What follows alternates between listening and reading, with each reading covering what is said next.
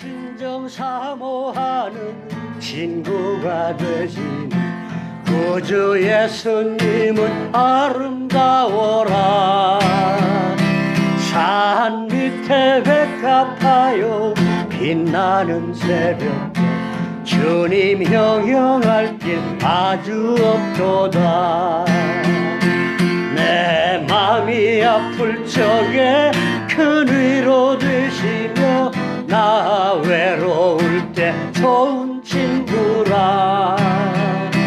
주는 저 산 밑에 백합 빛나는 새벽별 이 땅 위에 비길 것이 없도다. 내 맘의 모든 염려 이 세상 돌았고 주님 항상 같이 하여 주시고 시험을 당할 때에 악마의 개교를 즉시 물리치사 나를 지키네.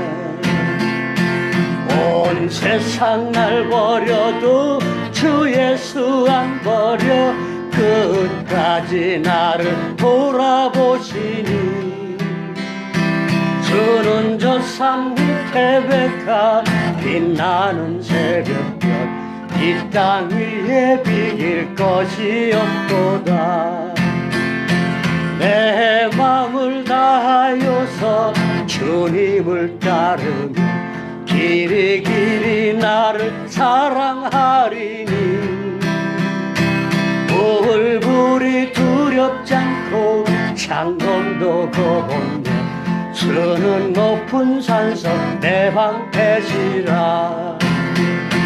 내 영혼 먹이시는 그네 누리고 나 친히 주를 뵙기 원하네. 주는 저 산 밑에 백합 빛나는 새벽별 이 땅 위에 비길 것이 없도다.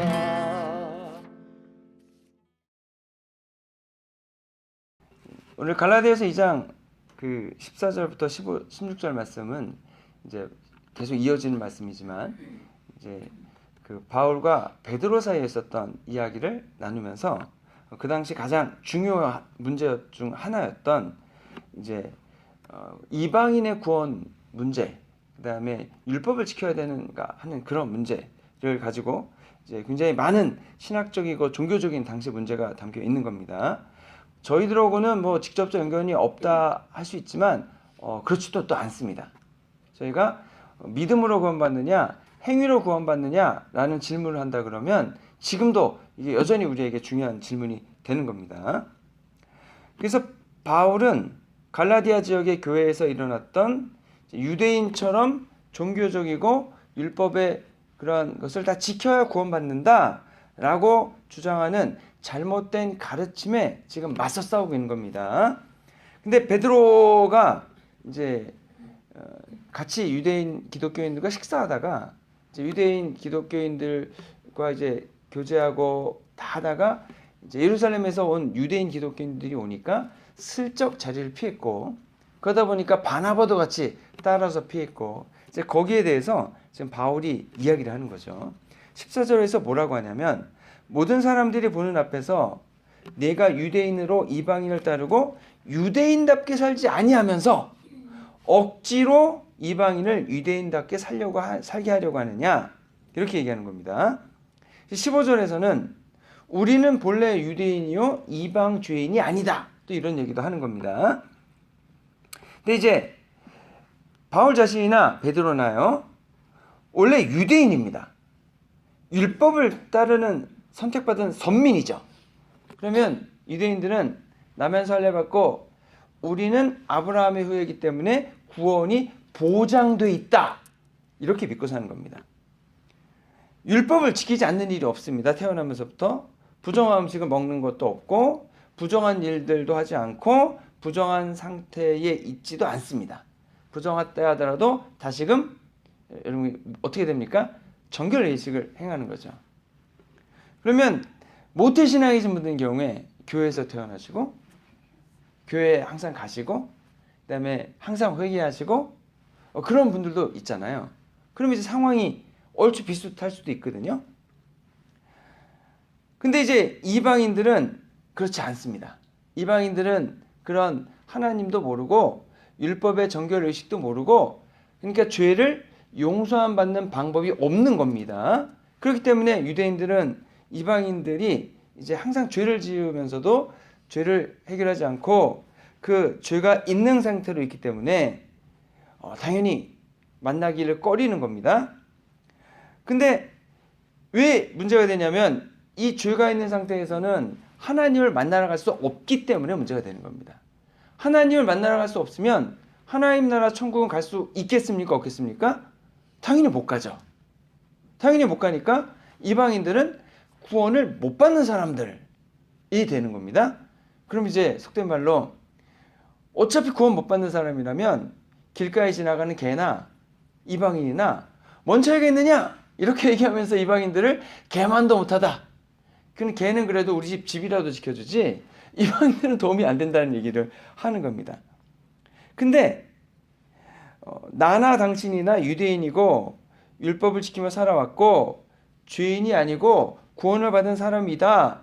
그런데 예수 그리스도를 만났더니 여지껏 우리가 유대교에서 배웠던 내용으로 죄가 모두 씻어졌느냐?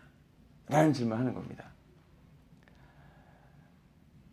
16절을 보면 사람이 의롭게 되는 것은 율법의 행위로 말미암음이 아니다. 오직 예수 그리스도를 믿는 믿음으로 말미암음입니다. 이렇게 얘기하거든요.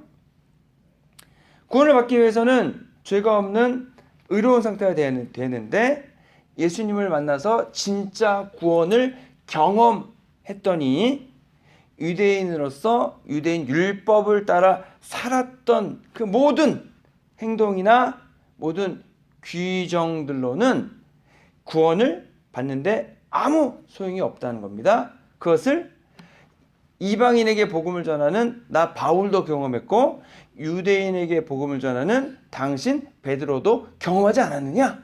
이렇게 묻습니다. 그래서 이제 유대인들이 여러분 정말 철저하게 살죠. 지금도 여러분 이렇게 검은 모자 쓰고 사는 분도 있잖아요. 이렇게 수염이 길어지고 그분들은 정말로 진짜 철저하게 살아서 절대로 여러분 부정한 음식을 지금도 안 먹습니다.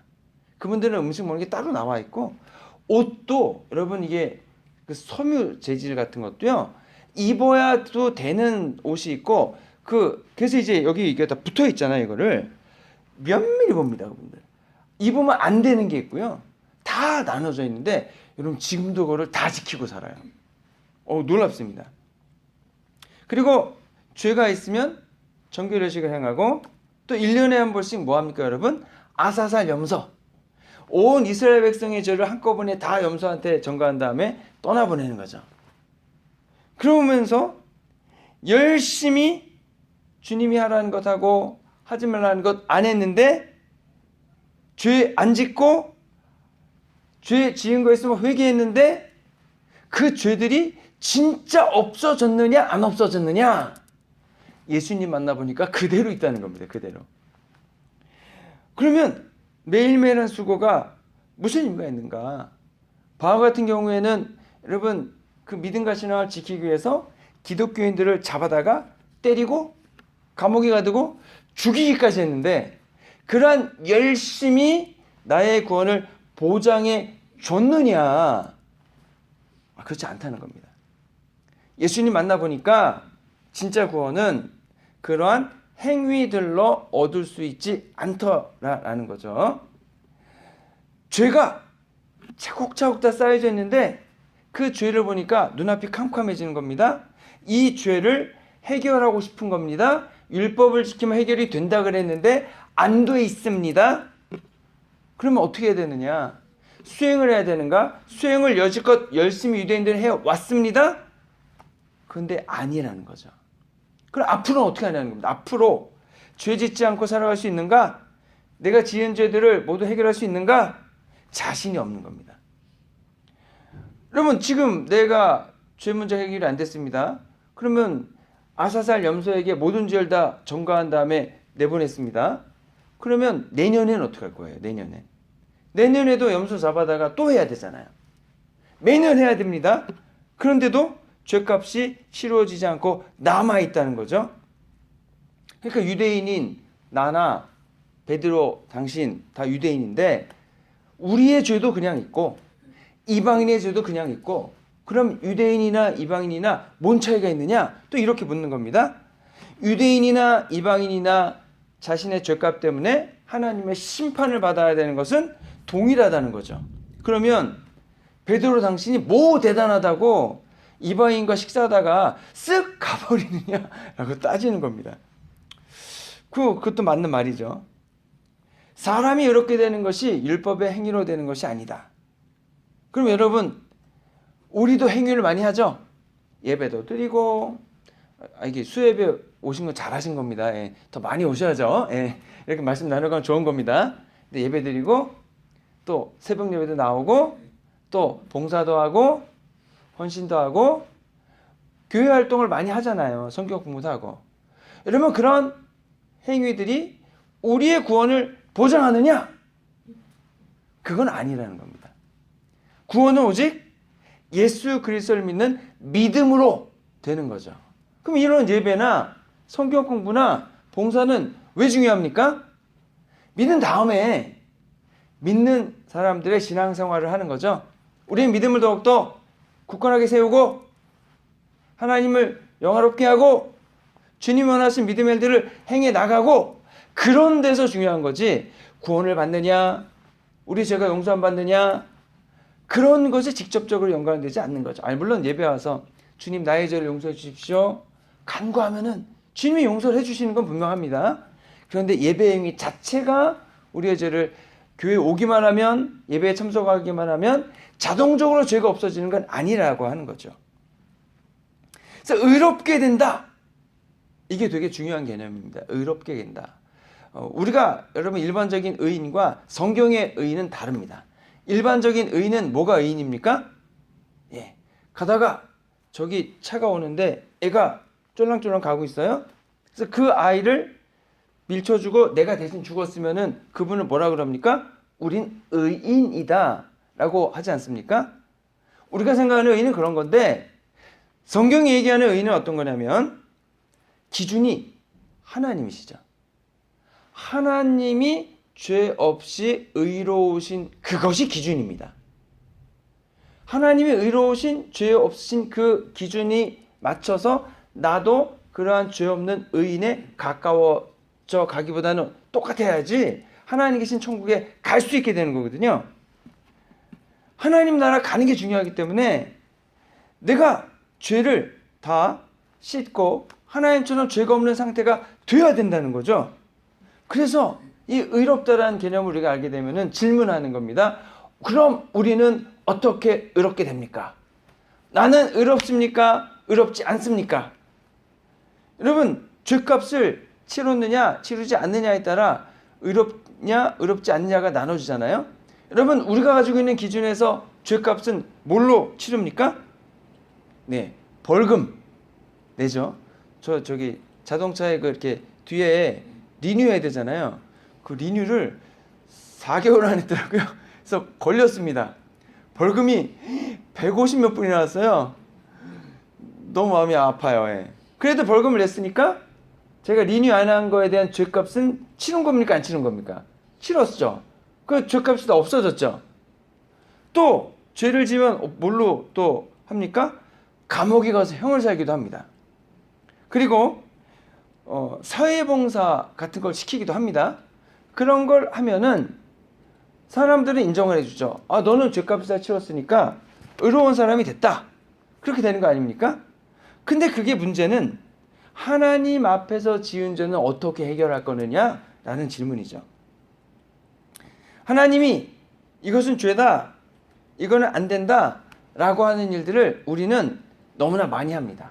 심지어는 하나님이 정하신 기준이 나는 그거 받아들이지 않겠습니다.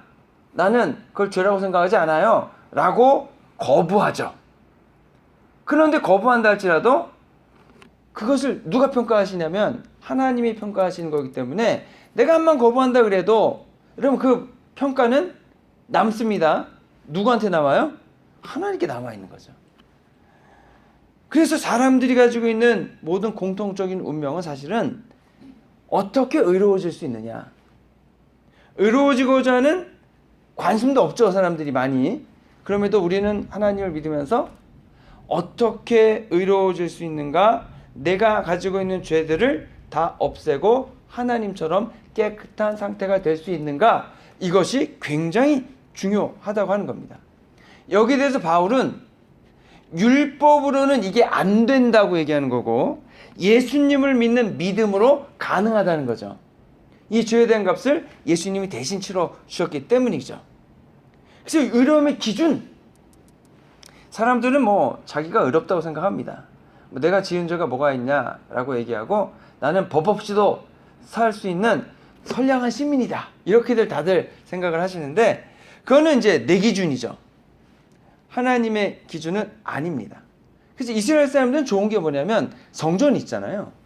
성전에 딱 가면은 일단 느끼는 바가 있습니다. 아, 성전에 성소가 있고 지성소가 있는데 지성소에 하나님 임재 계시지. 아, 그러면 하나님 만나러 가야 되는데, 아, 하나님은 죄가 없는 분이니까 죄를 씻고 하나님 만나러 가야지. 그러니까 유대인들은 성전을 딱 보는 순간 의로움에 대한 기준이 딱 입에 서요. 하나님이라는 기준이 서 있습니다. 근데 우리들은 그런 기준이 있습니까, 없습니까? 없죠. 우리는 그냥 도덕적이고 사회적인 일반 기준을 가지고 얘기를 하는 겁니다. 사람이 생각하는 의로움이 아닙니다.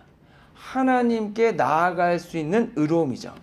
지금 우리가 신앙생활하면서 가지고 있고 생각하는 의로움이 아닙니다.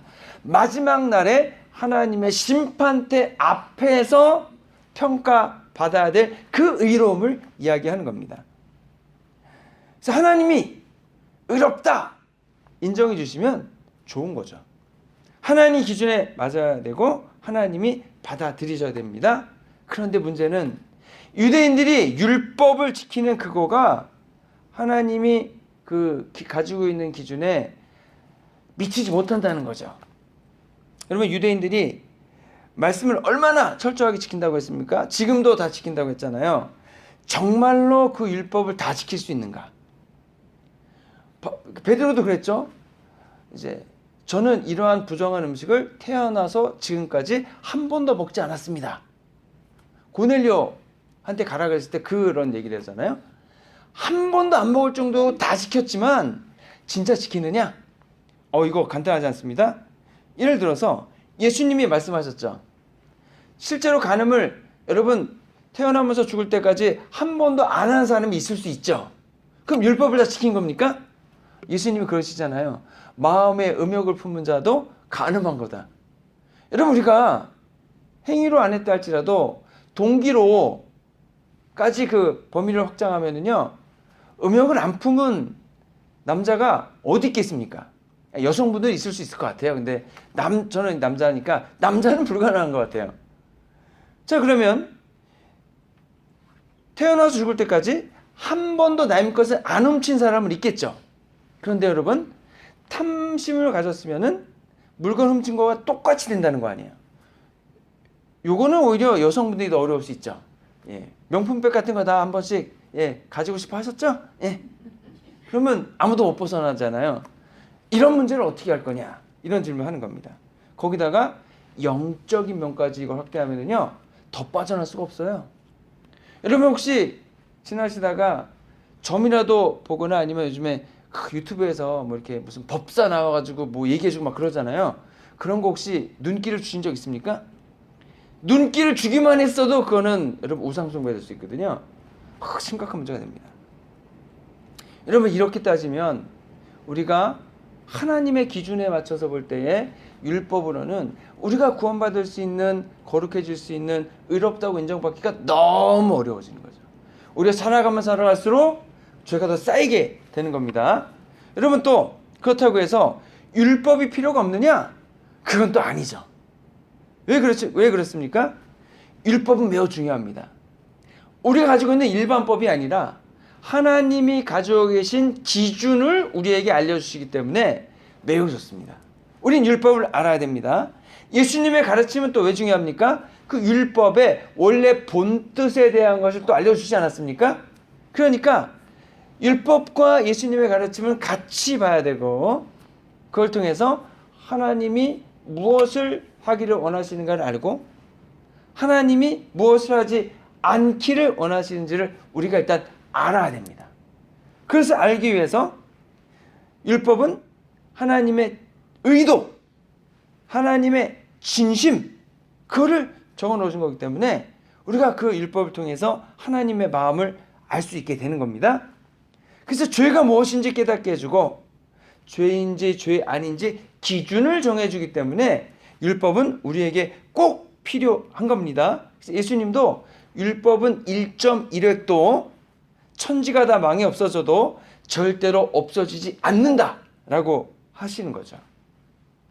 문제는 우리가 율법을 모르는 사람도 많지만, 그래서 어떤 분이 그러더라고요. 교회를 다니면서 그 성경을 처음부터 끝까지 한 번도 안 읽어본 분들이 대부분인데, 그분들이 자신들의 구원을 어떻게 이루겠느냐 그러는데, 이분은 안 믿는 분이에요. 갑자기 마음에 숨이 턱 막히더라고요. 그렇지, 우리 교인들은 성경을 처음부터 끝까지 다 여기 있는 분을 읽으셨겠지만 다 읽으셨나? 자신이 없더라고요 이게. 여러분, 율법을 아는 것도 어렵잖아요, 솔직히 얘기해서. 근데 율법을 알고 지키는가라는 질문에서는 더 자신이 없어지는 거죠.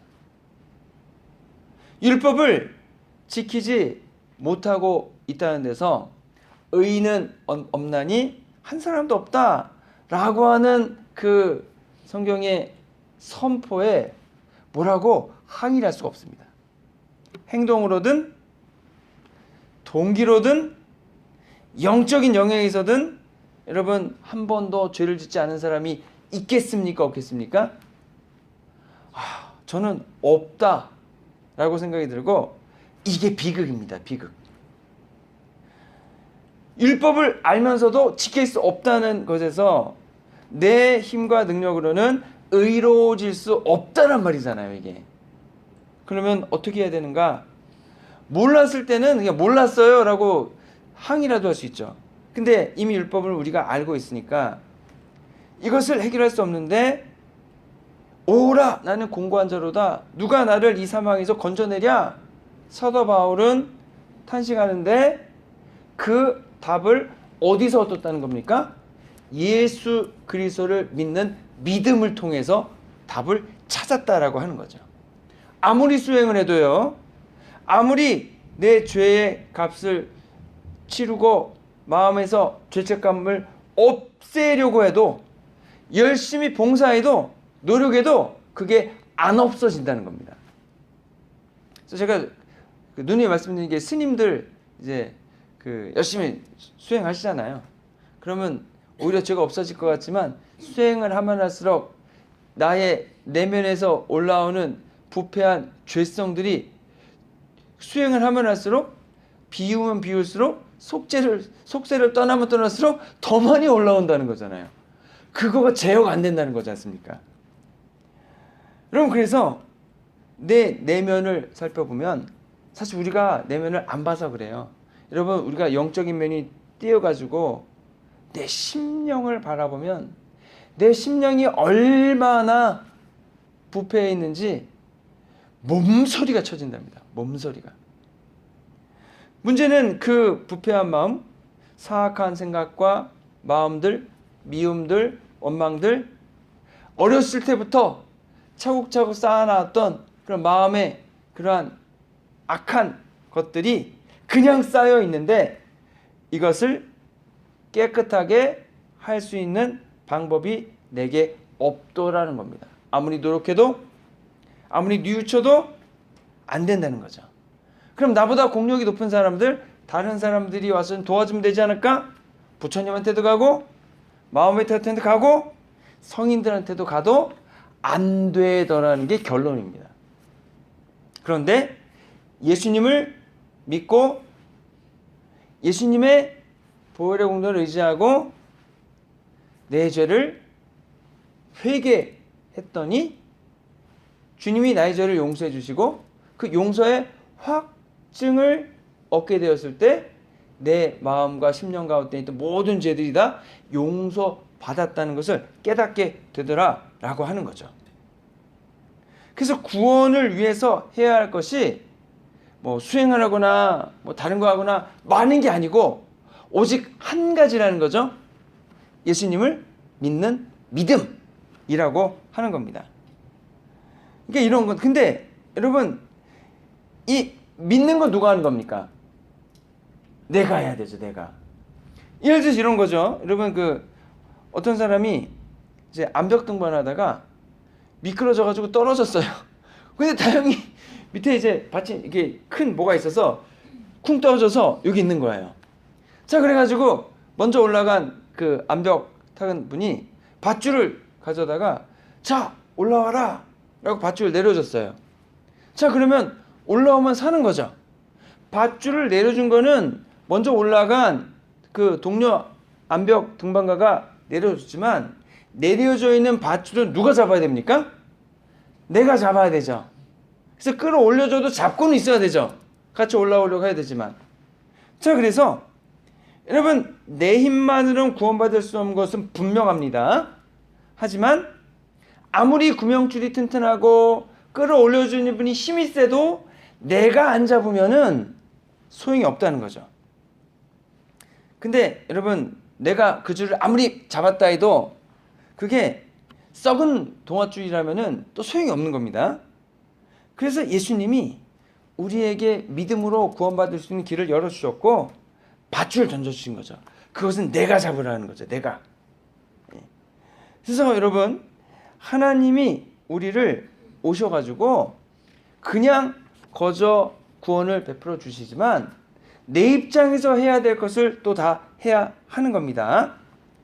내가 원하지도 않는데 당신이 위기에 빠졌습니다. 이 구명정에 타십시오. 앰뷸런스에 타십시오. 그리고 막 광제로 데려가요. 그거는 뭐예요? 납치죠, 납치. 그건 이제 구원이 아니에요. 자, 그렇기 때문에 여러분 율법을 지킴으로 구원받을 수 있다라고 얘기하는 것도 마찬가지입니다.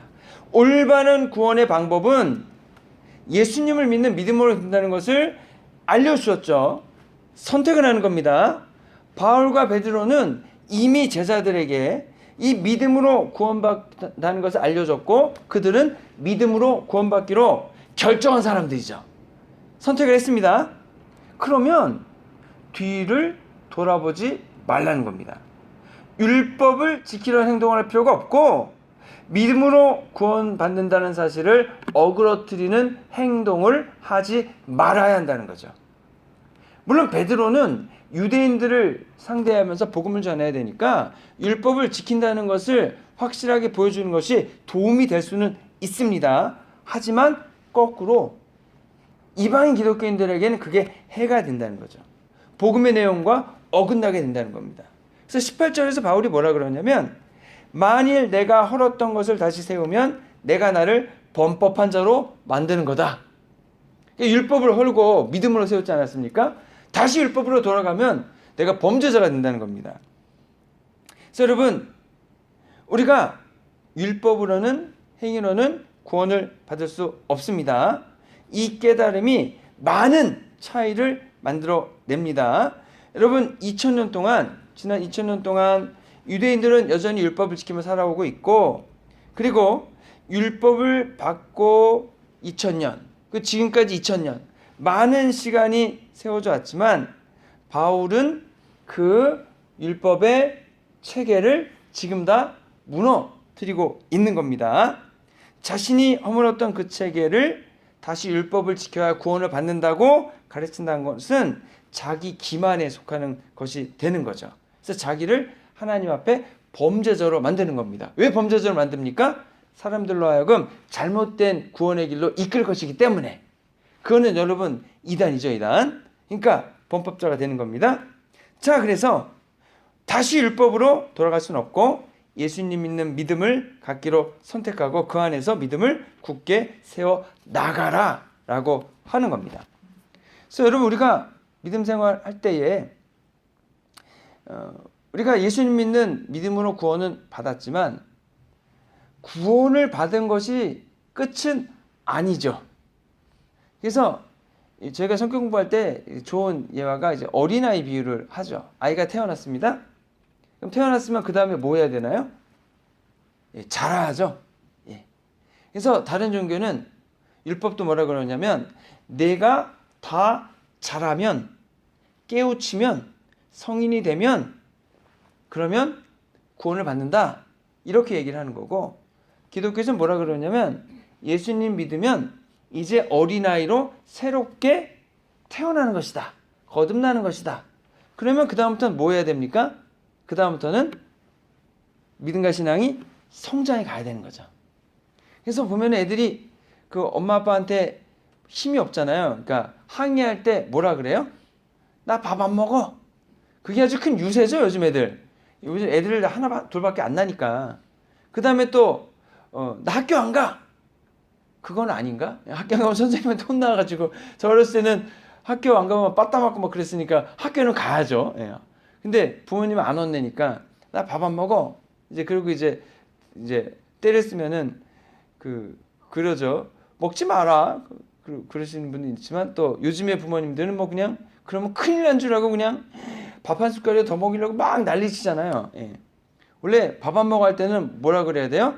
그래라 굶어라 그래야 되는데 그래야 애들이 교육이 되는데 요즘 부모님들은 그걸 안 하는 것 같아요. 근데 이제 우리가 신앙생활 할 때도 하나님 앞에 나와서 우리가 이제 어린아이의 신앙을 가지고 있다가 물론 바울처럼 어린아이에게는 어른이 먹는 단단한 음식을 주지 않고 부드러운 음식을 준다. 그래서 신앙과 믿음이 굳건한 분들한테 하는 말씀과 신앙생활 처음 하는 분들에게 하는 말씀은 좀 경중이 다를 수 있죠. 그럼에도 불구하고 우리의 믿음과 신앙이 예수님 믿는 믿음을 가진 다음에 여러분 굳센 신앙의 일꾼으로 성장해 가야죠. 근데 베드로가 같이 밥 먹다가 쓱 피해간 것은 이제 그런 면에서는 옳지 않다는 거죠. 여러분 그래서 우리가 교회에서 리더가 된다는 것은 우리가 저번에도 말씀드렸지만 내가 돌봐야 되는 사람들을 잘 돌볼 수 있는 게 교회의 리더입니다. 근데 그 사람을 뭘로 돌볼 수 있느냐? 기도해 줌으로, 믿음으로, 신앙으로 돌볼 수 있어야 되는 거죠. 다른 일반적인 단체와 교회는 분명히 다릅니다. 다른 일반적인 단체는 그냥 합창단은 뭐만 잘하면 돼요? 노래 잘하면 되죠.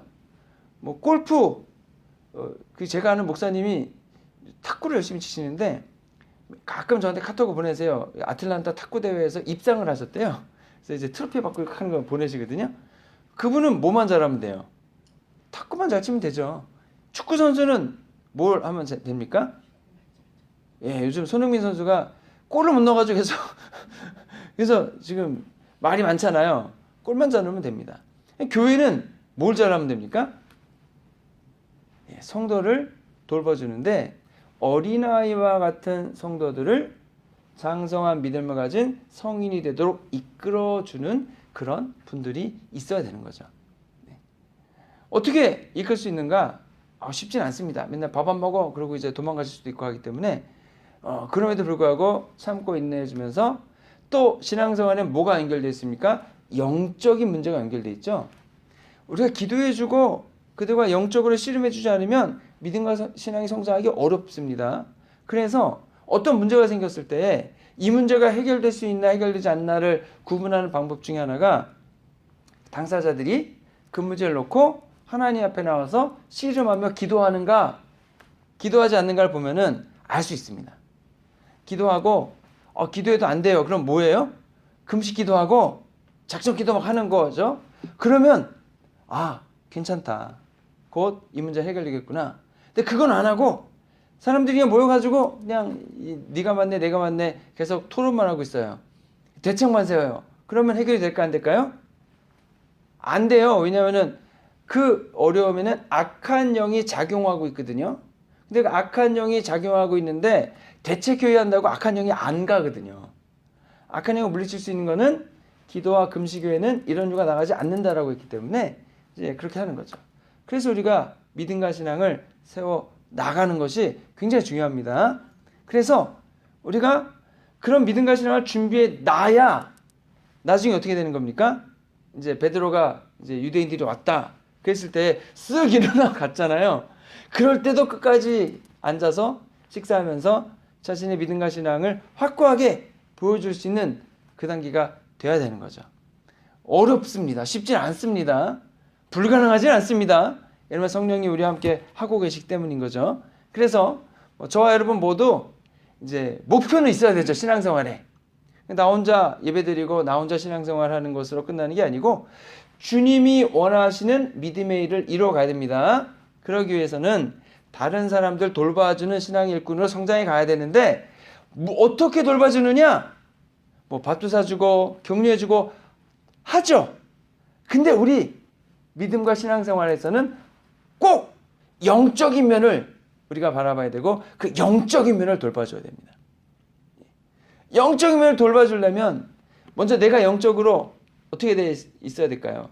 충만하게 돼 있어야 되고 성령 하나님 역사하심 있어야 되고 그래서 더 기도할 수밖에 없고 더 주님 예배할 수밖에 없고 더 주님께 가까이 갈 수밖에 없게 되는 줄로 믿습니다.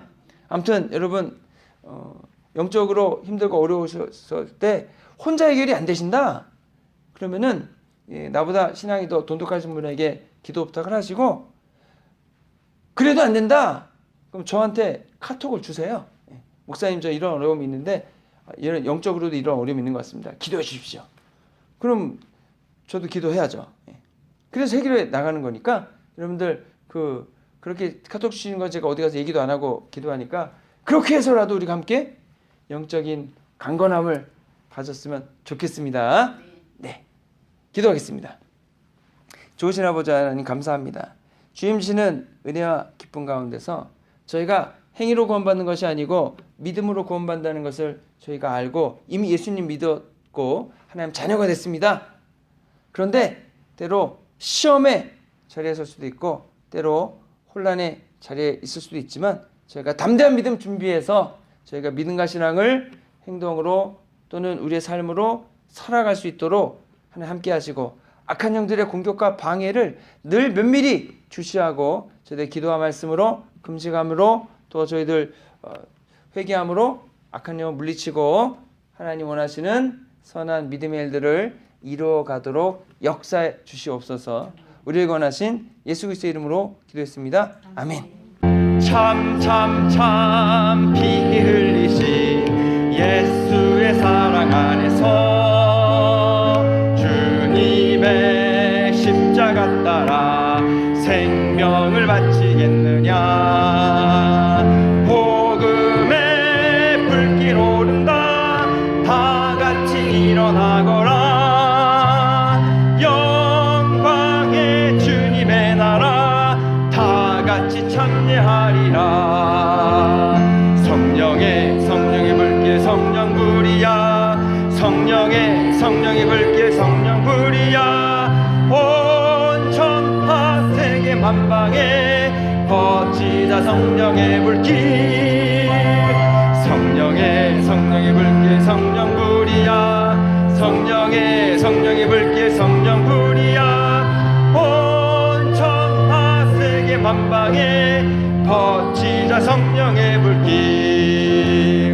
참 들려오는 구원의 큰정 소리에 복음을 전파하려면 희생을 각오하느냐. 구원은 성도들의 것 진리로 거두리로다. 우리는 천국에 가서 영생의 꽃이 되리라. 성령의 불길 성령 불이야. 성령의 불길 성령 불이야. 온 천하 세계 만방에 퍼지자 성령의 불길. 성령의 불길 성령 불이야.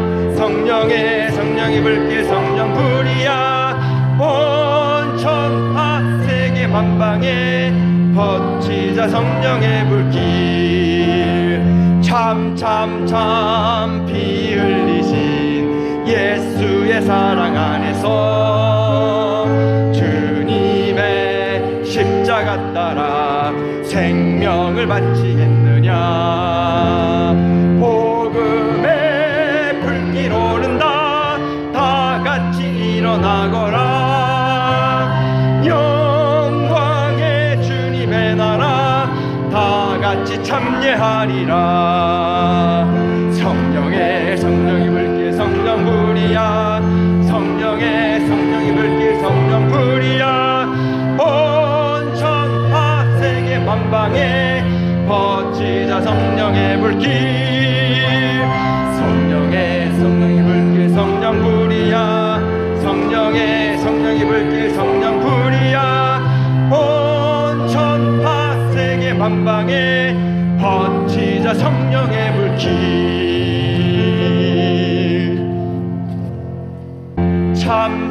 참 피 흘리신 예수의 사랑 안에서 주님의 십자가 따라 생명을 바치겠느냐.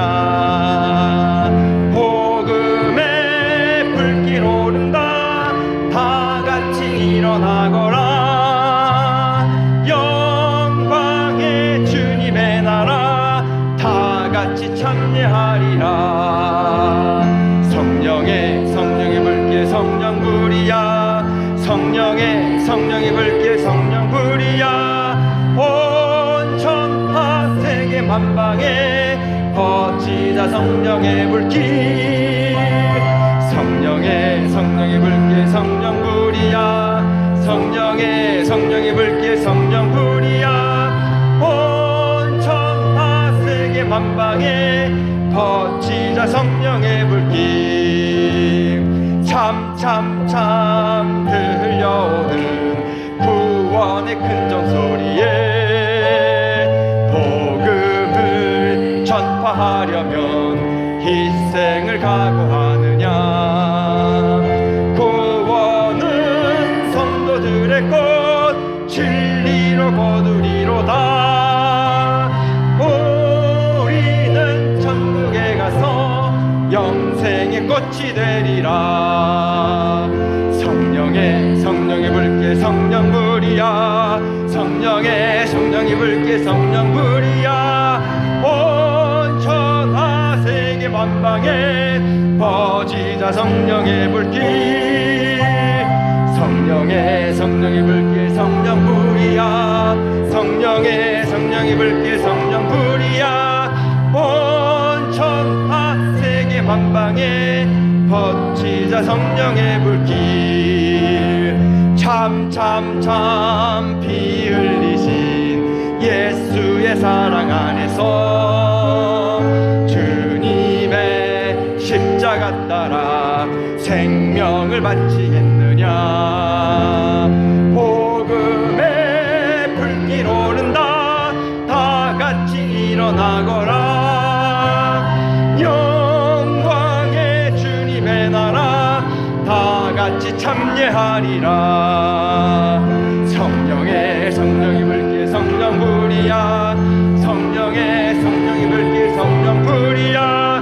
온 천하 세계 만방에 퍼지자 성령의 불길. 성령의 불길 성령 불이야.